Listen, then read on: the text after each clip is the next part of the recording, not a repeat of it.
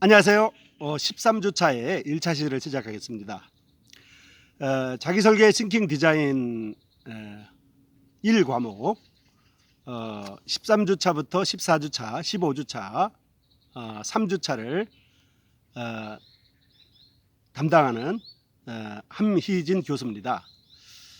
이 부분은 인간과 동물의 행동 이해라고 제목을 달았는데요. 그렇게 과목 제목이 책정되어 있습니다. 정확하게 말하면 인간과 생활하는 동물의 행동 이해라는 부분입니다. 인간과 생활하는 동물을 보면 주로 반려견, 반려묘, 또 그 외에 많은 이제 동물들이 있습니다. 그래서 이제 인간들이 사육하고 키우는 동물들이죠. 반려견이나 반려묘는 이제 반려고양이고요. 반려견이나 반려묘는 집에서 거의 뭐 가족처럼 이렇게 생활하고 잠자고 밥 먹고 놀고 운동하고 이렇게 하죠. 또 그런 것과 못지않게 또 이제 조류 중에서도 인간과 생활하는 조류들이 있어요. 물론 동물원에 있는 동물 말고 또 반추 동물 중에서도 그런 동물들이 있을 수가 있어요. 어쨌든 이제 인간과 생활하는 동물의 행동 이해를 우리가 하는 이유는 동물들의 행동을 이렇게 자세히 보면 인간들의 행동을 이해할 수 있다는 거죠. 동물들의 이상 행동을 통해서 인간들의 이상 행동을 이해할 수가 있다는 거예요. 또 인간들의 어떤 이상 행동이나 이상 반응 때문에 동물들이 그렇게 이상 행동을 하는 경우가 많아요. 그래서 어떤 이제 동물을 키우는 사람들과 그 사육당하는 동물들 간의 문제는 대부분 사람들이 그 동물을 학대한다든지 그 동물에 대해서 이렇게 자주 집을 비운다든지 또는 먹이를 제때 안 준다든지 뭐 여러 가지 이유가 있을 수가 있거든요. 그래서 그런 부분을 이제 우리가 이해한다는 거, 이런 것입니다. 인간과 동물의 행동 이해, 그러니까 무슨 철학 과목이나 이런 인문학 과목 이렇게 생각했을 학생들도 계실 텐데 그런 과목은 아니고요. 일단 어쨌든 순수하게 행동 이해, 물론 이제 어떤 인문학적인 부분도 없잖아 있어요. 그렇지만 행동 자체에 대한 이해, 이렇게 접근하도록 하겠습니다. 그래서 이제 동물 행동학이라는 이런 과목이 있거든요. 그런 파트가 있거든요. 분야가 있어요. 그래서 동물 행동학의 다양한 패턴과 정보 전달을 그 기본적인 정보 전달을 할 목적으로 3주를 강의를 하겠습니다. 그래서 부분적인 관점보다는 동물 행동학의 일관성과 체계적인 지식 전달을 목적으로 이렇게 하려고 합니다. 그리고 이론과 실전은 다르다는 거 잘 알고 있습니다. 그래서 이론과 실전의 경험은 항상 다릅니다. 하지만 단계적인 이론의 지식 습득이 기반이 되어야만 실전 훈련에서 왜 동물이 이렇게 반응하지? 왜 동물이 이렇게 표현하지? 이런 것에 대한 정확한 원리와 표현을 알 수가 있어요. 그래서 행동학의 기초부터 체계적으로 습득하고 실현하는 이런 이유가 바로 동물의 행동 패턴이 케이스 바이 케이스로 각 경우마다 너무나 다르기 때문에 이걸 어떻게 좀 체계적으로 이렇게 동물 전체적으로 좀 이해하는 방법이 없을까, 이래서 체계적으로 연구하다 보니까 그게 나온 거죠. 행동학이라는 것이. 그래서 동물만의 행동 패턴이 있다는 것입니다. 동물만의 행동, 어떤 이제 그 패턴이 있고 그런 것을 우리가 알아야 될 정보들이 있다는 거, 그런 걸 이제 알아야 된다는 부분입니다. 그래서 아주 유명한 사람이 이런 얘기를 했어요. 개는 반려견, 개는 자기 자신보다 더 우리 사람을 사랑하는 지구상의 유일한 동물입니다. 이렇게 표현한 어떤 학자가 있어요. 그래서 개는 개 자신보다도 사람을 너무 사랑합니다. 사람을 너무 사랑하고 고양이하고는 완전히 다릅니다. 고양이는 자기 자신을 너무 사랑하고 사람들이 자기 종인 줄 아는데 개는 사람들을 너무 사랑하기 때문에 어떤 개든지 자신이 사람에 대해서 충성해야 된다는 것을 알고 있는 것처럼 이렇게 행동해요. 그래서 충견이란 말이 있잖아요. 그래서 이제 아주 높은 자리에 있는 사람에게 이렇게 아부하고 이렇게 잘 보이려고 하고 이런 사람들을 충견이다 이렇게 하잖아요. 그 나쁜 말 아닙니다. 그 충견이란 말은 충성스럽게 이렇게 떠받들고 충성스럽게 진심으로 우러른다는 뜻이거든요. 충견이란 말은 나쁜 의미로 쓰고는 있지만은 사실 나쁜 의미는 아니라고 생각해요. 그래서 동물에 대한 사랑의 감정을 다시 한번 이렇게 되새겨보는 그러한 기회가 되기를 바랍니다. 3주 동안의 기간이지만은 일단 이제 인간과 동물의 행동 패턴이 비슷하다. 이거를 여러분에게 강조해 드리고 싶은 부분입니다. 그래서 일단 이제 여러 가지 이제 서론적인 거나 이런 철학적인 얘기를 해 드릴 수 있겠지만은 그런 거는 이제 접고 구체적으로 이제 들어갈게요. 시간이 얼마 없기 때문에 주의할 거는 뭐냐면은 우리가 이제 13주차, 14주차, 15주차이기 때문에 요 과목은 지금 중간고사, 기말고사가 없잖아요.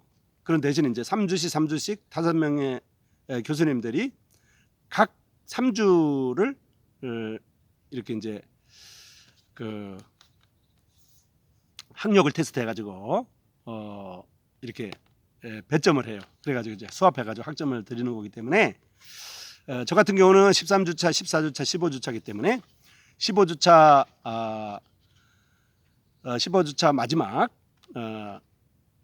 마지막 그 시간이나 이렇게 15주차 중에 그 시험 문제를 낼 겁니다. 그러면 그 시험 문제를 가지고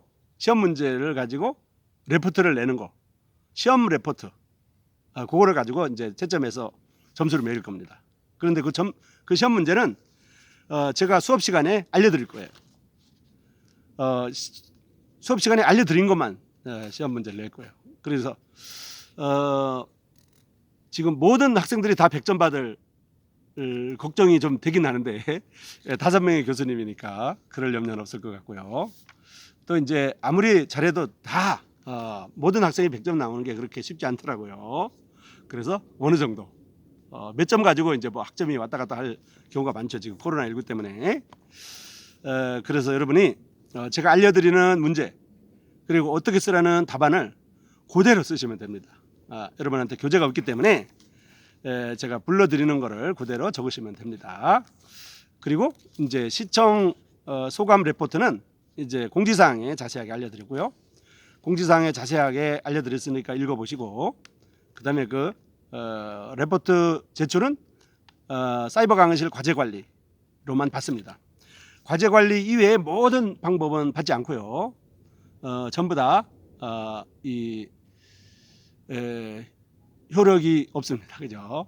그리고 과제관리에서만 받고 과제관리도 그 기간 안에서만 이 기한 내에만 받습니다. 그죠? 저는 제 과목은 월요일 날 9시부터 금요일 날 저녁 6시까지만 오픈하고요. 월요일 날 9시부터 월요일 날 9시부터 금요일 날 월요일 날 9시부터 그 해당 주 차 기간에 금요일 날 6시까지만 레포트를 받습니다. 그러니까 이번 주 차는 이번 주 금요일 날 저녁 6시 땡땡이 되면 끝나는 거예요. 그다음에는 레포트를 낼 수가 없습니다. 뭐 다른 방법으로 저한테 가져오셔도 안 되고요. 과제관리 그 사이트 이외에 다른 모든 방법은 받지 않는다고 이미 공지를 했고 또 과제관리에도 그렇게 기록되어 있습니다. 그래서 그러니까 무슨 뭐 카톡이라든지 메시지라든지 이메일이라든지 또 그 사이버 강의실의 쪽지라든지 또 직접 프린트해서 가져오신다든지 이런 거 전부 다 받지 않을 테니까요. 과제관리에 반드시 올리셔가지고 또 이제 그 하는 방법을 제가 소상하게 적었거든요. 그 방법에 따라서 실수 없기를, 착오 없기를 바라겠습니다. 자, 이제 이게 첫 번째 문제예요. 첫 번째 문제. 이 문제 알려드리기 위해서 지금 장황하게 설명드렸어요. 자, 동물 감정에 대한 사례 연구. 동물 감정에 대한 사례를 그 신체 부위에 따라 쓰시오. 이렇게 하면 반려동물 감정에 대한 사례 연구. 반려동물 감정에 대한 사례 연구를 신체 부위에 따라 쓰시오. 아니면 일단은 이제 반려동물 감정에 대한 사례 이렇게만 문제가 나오걸랑 요걸 그대로 쓰시면 됩니다. 이제 귀, 눈, 그다음에 입, 그다음에 신체, 그다음에 꼬리 이렇게 5개 파트로 할 건데요. 귀는 1개, 그다음에 눈은 1개, 입은 4개, 그다음에 신체는 3개, 꼬리는 2개 관점으로 제시할 겁니다. 자, 제가 요거를 가지고 요 인형을 가지고 이제 설명을 할 겁니다. 잘 들으세요. 자, 교감할 때는 사람처럼 말을 사용할 수 없기 때문에 동물이 사람과 동물이 교감할 때는 동물이 사람처럼 말을 할 수 없기 때문에 움직임과 입모양을 통해서 의사소통을 해야 됩니다. 광범위한 감정과 행동의 표현을 알 수가 있어요. 그렇게 하면 말을 안 해도 이제 이렇게 소통이 된다는 거죠. 사람처럼 이야기를 나눌 수는 없지만은 우리에게 무엇을 이야기하는지를 인식하고 해석하는 방법을 알아갈 수가 있어요. 이 주인은. 그래서 이제 이렇게 사람이 말을 하면 밥 뭐 저쪽으로 가, 이쪽으로 와, 손 올려 이렇게 하면 말을 듣는 것 같잖아요. 근데 그 듣는 게 아니고 그 입의 모양이라든지 그 제스처라든지 어떤 그 주인의 행동 패턴을 통해서 눈치로 이제 감을 잡는 거예요. 그래서 이제 이런 게 있다. 그래서 첫 번째 귀. 기분이 평온하고 만족스러울 때는 자연스러운 자세로 귀를 편안하게 하는 경향이 있습니다. 자, 귀 첫 번째 이렇게 쓰세요. 귀하고 땡땡 이렇게 쓰세요. 경고할 때와 공격할 때는 귀를 꼿꼿이 세웁니다. 이렇게 세워요. 귀를 꼿꼿이 세운다. 경고할 때나 공격할 때는 귀를 꼿꼿이 세운다. 경고할 때나 공격할 때는 귀를 꼿꼿이 세우거나 긴장된 귀를 머리 위로 향해 관심이 가는 방향을 향해 바라봅니다. 이렇게 해가지고 긴장이 되거나 공격할 때는 이렇게 세워가지고 이렇게 바라보는 거죠. 그러면 저쪽에 뭐가 이렇게 저거 무서운 거야. 저거 때문에 무서워. 저거 싫어. 뭐 이런 거죠. 그죠? 자, 1귀 경고할 때나 공격할 때는 귀를 꼿꼿이 세우거나 긴장된 귀를 머리 위로 향해서 관심이 가는 방향을 향해 바라본다. 이게 첫 번째입니다. 자, 적으셨죠? 그 다음에 눈. 두 번째 눈은 만족스러울 때는 이제 편안하고 부드러운 눈으로 우리를 바라보겠죠. 요거는 쓰지 마시고 이제 만족스러울 때는 문제가 안 되고요. 이게 지금 어떤 감정을 나타낼 때가 문제가 되는 거예요. 그래서 눈 이렇게 하고 땡땡하고 직접적으로 응시할 때 이렇게 직접적으로 응시할 때 이렇게 눈으로 직접적으로 딱 응시할 때는 반려견이 위협을 느끼거나 두려움을 느끼는 경우예요. 반려견이 직접적으로 이렇게 응시할 때는 이거 뭐 귀엽게 보이는데 이거 실제로 이렇게 이제 무서울 때는 눈이 동그래져요. 이렇게 동그래져가지고 이렇게 하거든요. 그래서 직접적으로 응시할 때 딱 주인을 딱 이렇게 째려보듯이 하면서 이렇게 바라볼 때 그럴 때는 반려견이 위협을 느끼거나 두려움을 느끼는 경우입니다. 아셨죠? 직접적으로 바라볼 때는 반려견이 위협을 느끼거나 두려움을 느끼는 경우다. 이렇게 쓰시면 됩니다. 알았죠? 그래서 반려견을 바라볼 때 천천히 다가가야 하는 이유가 이거예요. 반려견을 이렇게 바라보고 있으면 그때 확 다가가지 말고요. 이렇게 쳐다보고 있으면 천천히 가가지고 이렇게 이제 목 뒤를 이렇게 만지면 무서워하지 않거든요. 긴장이 풀리거든요. 그래서 반려견을 바라볼 때 천천히 다가가야 하는 이유도 서로의 감정의 단계를 교감하기 위한 과정이 필요한 것입니다. 그래서 똑바로 쳐다보걸랑 이게 뭐냐면 무슨 뜻이냐? 직접적으로 응시할 때는 반려견이 위협을 느끼거나 두려움을 느끼는 경우다. 이렇게 쓰시면 됩니다. 자, 이제 세 번째 입은 말이죠. 입은 네 가지가 있어요. 입은 그러니까 귀 한 개, 눈 한 개, 그다음에 입은 네 개가 있는 거죠. 네 가지. 자, 입도 여전히 이제 그 평온하고 만족스러울 때는 부드럽고 편안한 입 형태를 띱니다. 부드럽고 편안한 입의 형태는 뭐 평소에 보는 모습이에요.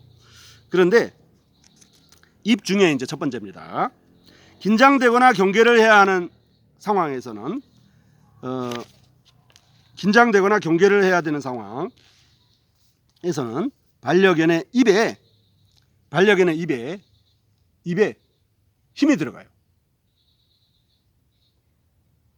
이렇게 힘이 들어가요. 입에 힘이 들어가요. 긴장되거나 경계를 해야 되는 상황에서는 반려견의 입에 힘이 들어가는 형태로 나타난다. 이게 첫 번째입니다. 입의 첫 번째. 그다음에 입의 두 번째는 구부러진 입술. 구부러진 입술. 이렇게 구부러진 입술. 구부러진 입술과 노출된 치아. 이렇게 부드러운 입술과 노출된 치아를 보고 경계를 나타내는 경우로 착각할 수 있지만은 사람의 감정을 따라 미소 짓는 형태로 보이는 경우가 있어요. 그러니까 입을 이렇게 하고 이빨을 이렇게 하면 얘가 지금 화가 났구나 이렇게 생각할 게 아니라는 거죠. 예를 들면 웃을 때 걔가 웃는 건 모르죠, 그죠? 그런데 주인은 그거 알아요. 이제 웃을 때 그 이빨을 보이거나 입술을 삐뚤하고 구부러진 입술과 노출된 치아를 보고 경계를 나타내는 경우로 착각할 수 있겠는데 이것은 사람의 감정을 따라 미소 짓는 형태로 보이는 경우도 있다. 여기 두 번째입니다. 아셨죠? 요거는 뭐 이거 지금 입을 옆으로 할 수가 없어요. 그다음에 세 번째는 혀를 가볍게 치거나 핥는 것. 혀를 가볍게 이렇게 치거나 이렇게 핥는 것. 혀를 가볍게 치거나 핥는 것은 불안감을 나타내는 현상입니다. 불안감을 나타내는 현상. 자, 이거 세 번째 알았죠? 그다음에 네 번째는 하품하는 거.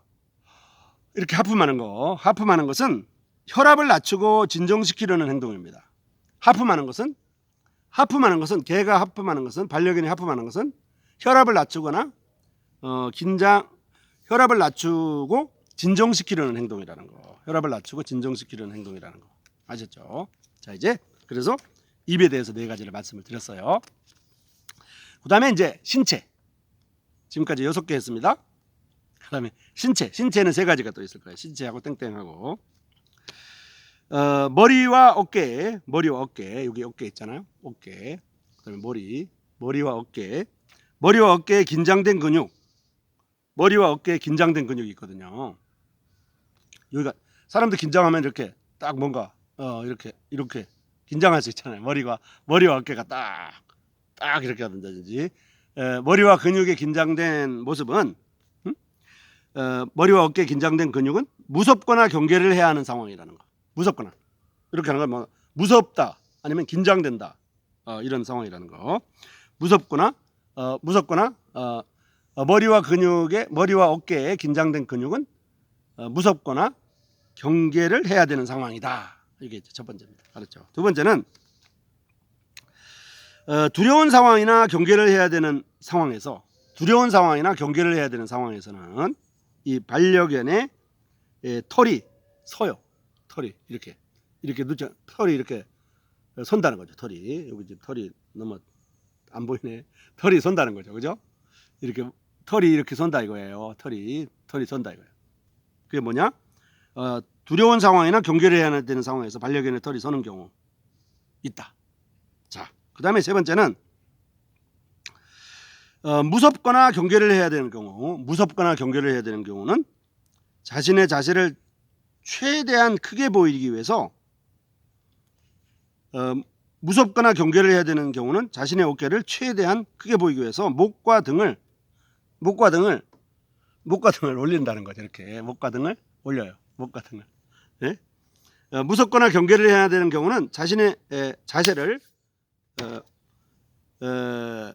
최대한 크게 보이기 위해서 목과 등을 올리는 과정이 있다. 아셨죠? 자, 이렇게 세 가지 했습니다. 그 다음에 마지막 꼬리도 이제 두 가지가 있는데요. 꼬리하고 땡땡하고 꼬리. 자, 꼬리도 사람을 좋아해서 친근함을 표시할 때는 꼬리를 넓게 들고 좌우로 빨리 움직이죠. 이렇게. 이건 뭐 쓸 거 없어요. 이거 뭐 다 하니까요. 그런데 이제 나중에 배우겠지만은 고양이는 달라요.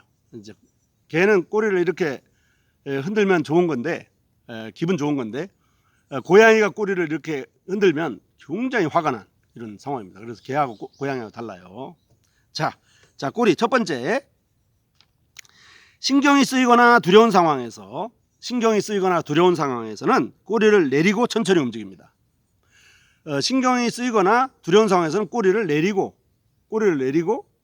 천천히 움직인다는 거죠. 천천히 움직인다.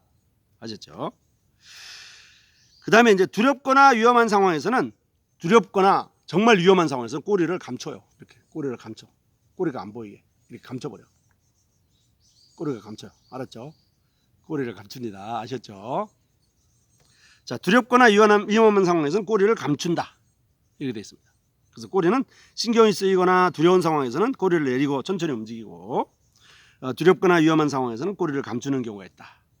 이렇게 해가지고 이제 11가지를 말씀드렸어요. 여러분 이제 잘 못 들으셨으면 이렇게 리피트해서 다시 들으시고요.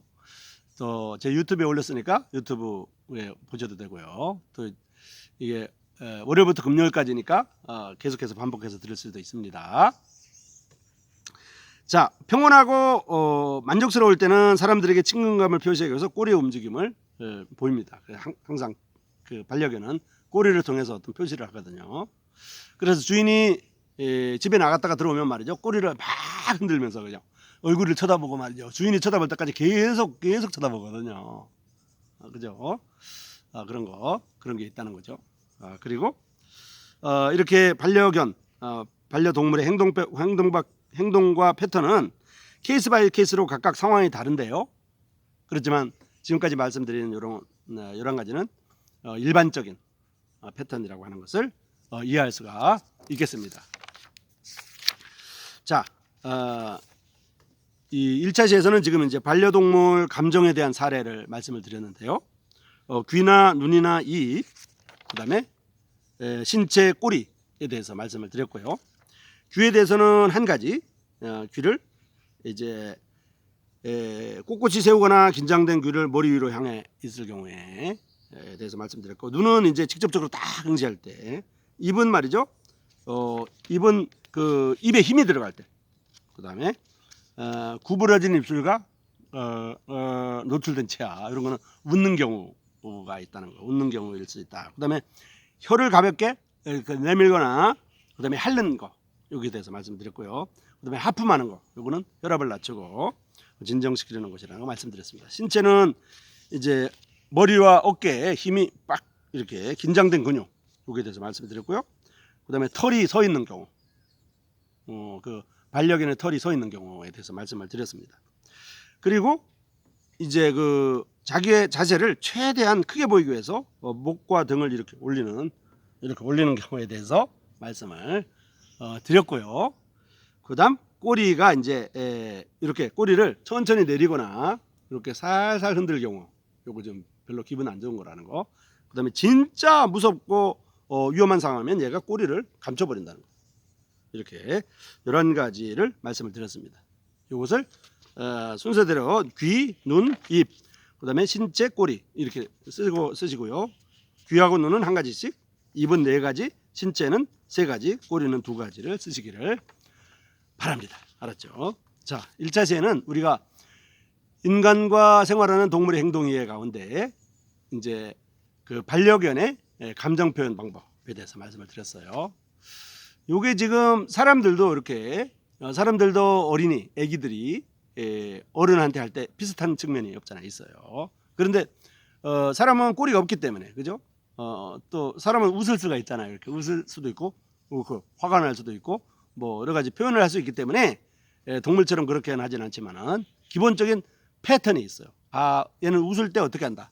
얘는 이제 배변이 마려울 때 어떻게 한다. 애기들이 말이에요. 그런 거 딱 좀 시간이 지나면 다 파악이 되거든요. 이런 것처럼 동물들의 행동 패턴, 감정 표현 패턴이 있다는 것을 말씀을 드렸습니다. 자 이제 13주차의 1차 시는 여기까지입니다. 한 문제 공부하세요. 수고하셨습니다.